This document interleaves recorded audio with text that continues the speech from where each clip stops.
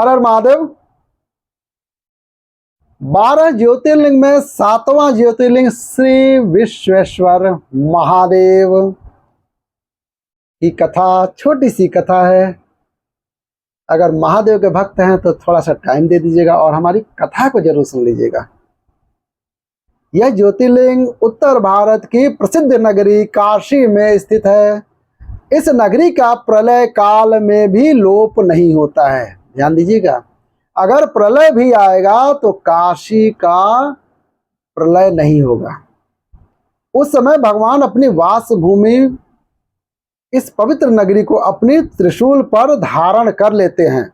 इस पवित्र नगरी को अपने त्रिशूल पर धारण कर लेते हैं और सृष्टि काल आने पर पुनः यथास्थान रख देते हैं।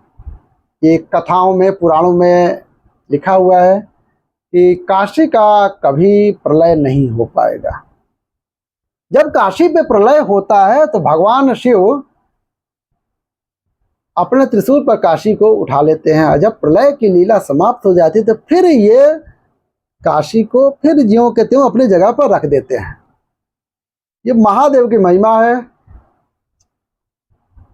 सृष्टि की आदि स्थली भी इस नगरी को बताया जाता है। भगवान विष्णु ने इसी स्थान पर सृष्टि कामना से तपस्या करके भगवान शंकर को प्रसन्न किया था। अगस्त्य मुनि ने भी इसी स्थान पर अपनी तपस्या द्वारा भगवान शिव को संतुष्ट किया था।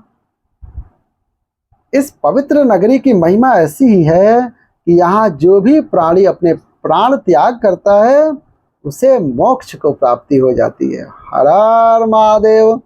भगवान शंकर उनके कान में तारक मंत्र का उपदेश करते हैं। इस मंत्र के प्रभाव से पापी से पापी प्राणी भी सहज ही भव सागर की बाधाओं से पार हो जाता है।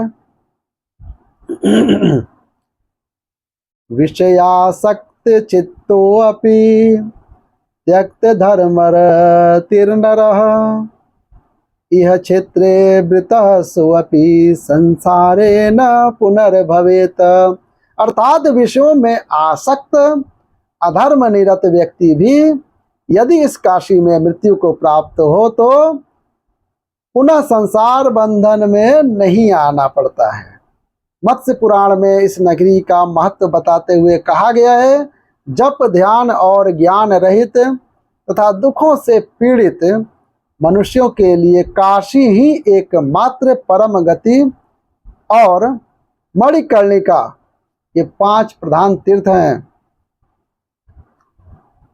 दुखों से पीड़ित मनुष्यों के लिए काशी ही एकमात्र परम गति है। श्री विश्वेश्वर के आनंद कानंद में दशाश्वमेघ, लोलार्क, बिंदु माधव, केशव और मणिकर्णिका ये 5 तीर्थ हैं। यहाँ पे तीर्थों के नाम सुन लीजिए एक बार और। दशाश्वमेघ, क्योंकि वाराणसी आएंगे तो दशाश्वमेघ के लिए हर जगह से आपको साधन मिल जाएगा। कभी दर्शन करने आए आप। दशाश्वमेघ, लोलार्क, लोलार्क बहुत ही सिद्ध कुंड है। लोलार्क, बिंदु माधव, केशव और मणिकर्णिका। इसी से इसे अविमुक्त क्षेत्र कहा जाता है। जप ध्यान विहीनानां ज्ञान वर्जित चेतसाम ततो दुःखाहतानां च गर्भतीराणसी नृणाम। तीर्थानां पंचंकम सारम विश्वेशनंद कानने दशाश्वमेघम लोलार्क केशवो बिंदु माधव। पंचमी तु महाश्रेष्ठा प्रोच्यते मणिकर्णिका एभस्ति तीर्थवर्ष्यश्च वर्ण्यते हाविमुक्तकम। इस परम पवित्र नगरी के उत्तर की तरफ ओंकार खंड, दक्षिण में केदार खंड, बीच में विश्वेश्वर खंड है। प्रसिद्ध विश्वेश्वर ज्योतिर्लिंग इसी खंड में अवस्थित है। पुराणों में इस ज्योतिर्लिंग के संबंध में यह कथा दी गई है।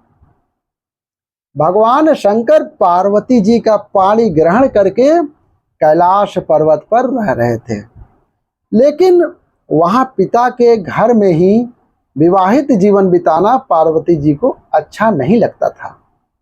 एक दिन भगवान शिव से कहा, आप मुझे अपने घर ले चलिए। महादेव, यहाँ रहना मुझे अच्छा नहीं लगता है। सारी लड़कियां शादी के बाद अपने पति के घर जाती हैं, मुझे पिता के घर में ही रहना पड़ रहा है।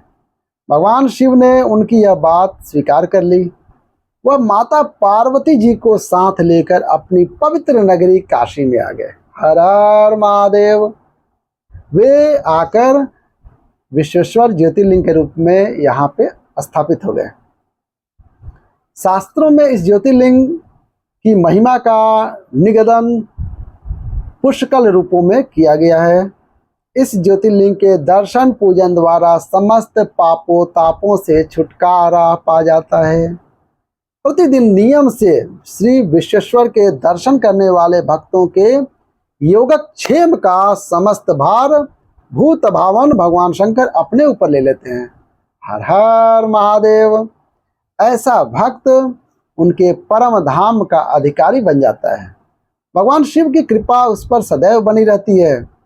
रोग शोक दुख दैन्य उसके पास भूल कर भी नहीं जाते हैं।